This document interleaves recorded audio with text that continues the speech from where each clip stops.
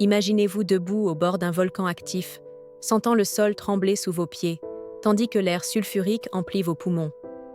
Une sensation de frisson, de danger, vous effleure, mais tout semble sous contrôle. Les guides rient, les touristes prennent des photos, et on vous rassure que tout est en sécurité. Mais que se passerait-il si, en quelques secondes à peine, tout basculait? Voici l'histoire glaçante de l'île Blanche en Nouvelle-Zélande, où la beauté sereine de l'aventure s'est transformée en cauchemar pour 47 touristes, le 9 décembre 2019. L'île Blanche en Nouvelle-Zélande est l'un des volcans les plus accessibles au monde.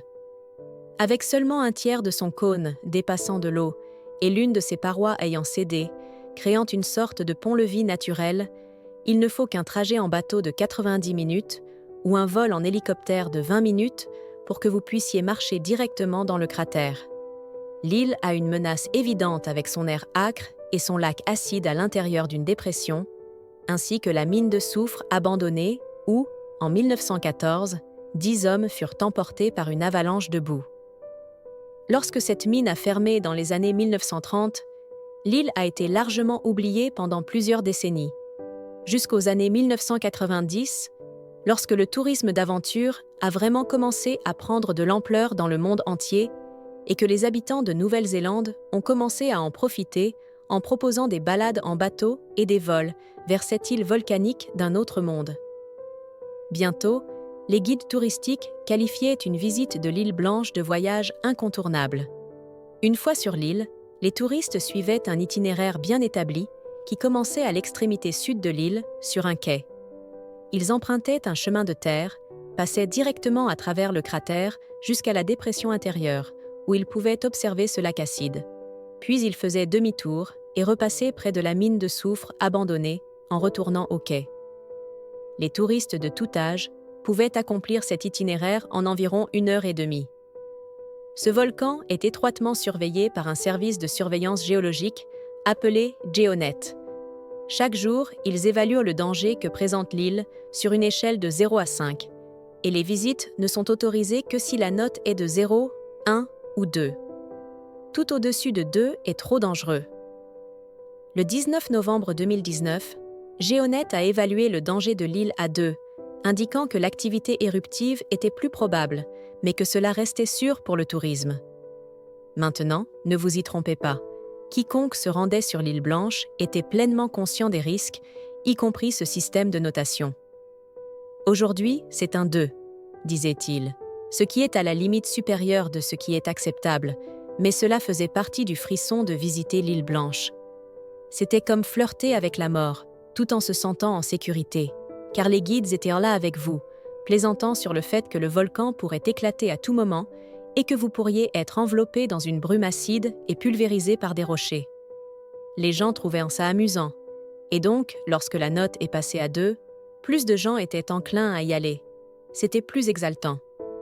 Avancée de quelques semaines jusqu'au 9 décembre, la note de GeoNet est toujours à 2 et 5 groupes de touristes se dirigent ce matin-là vers l'île Blanche.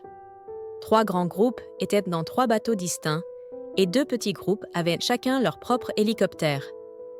Ils sont arrivés vers 13 heures et ont commencé des visites échelonnées, empruntant le chemin jusqu'au cratère, descendant vers le lac acide, puis revenant. Vers 14 heures, 2 des grands groupes qui étaient arrivés en bateau avaient terminé leur visite et étaient de retour sur leur bateau, naviguant juste au large en prenant des photos de l'île. L'un des 2 groupes en hélicoptère avait déjà embarqué et avait décollé. À 14h09, 47 touristes et guides se trouvaient encore sur l'île. 26 étaient des près du quai, attendant d'embarquer sur leur bateau pour partir, et 21 étaient encore profondément à l'intérieur du cratère. 1 minute plus tard, à 14h10, l'une des caméras de GeoNet, utilisée pour mesurer l'activité volcanique sur l'île, a pris cette photo des 21 personnes dans le cratère.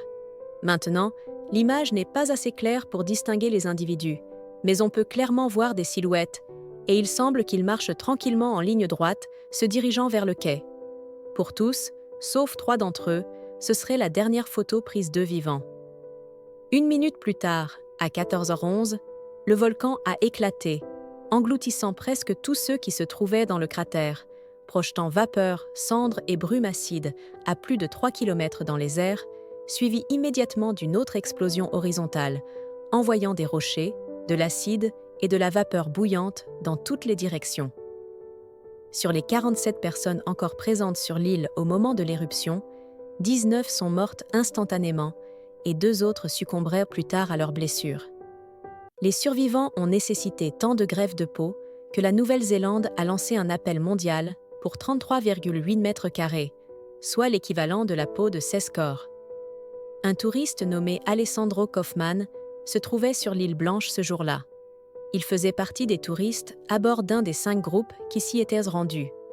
Il était sur l'un des bateaux et a été l'une des dernières personnes à partir, littéralement quelques minutes avant l'éruption.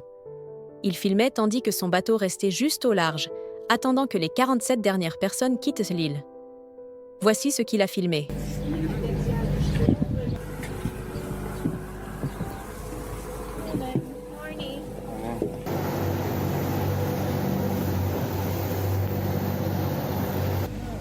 É isso aí, se preparando aqui para descer no bote. O primeiro grupo já foi. Cara, é muito bacana.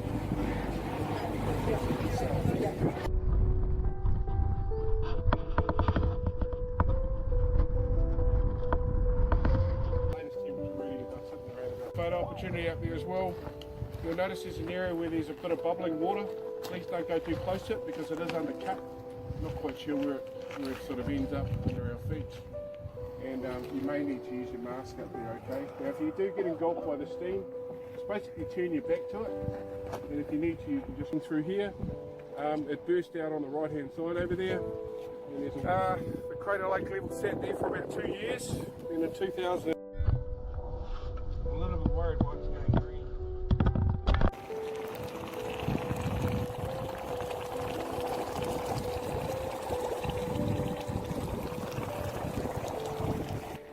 Antigamente extraía minérios diretamente do vulcão.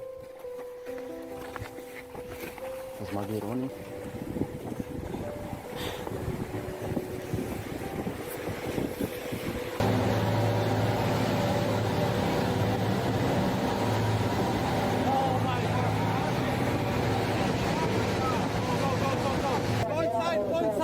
Man, That's terrifying.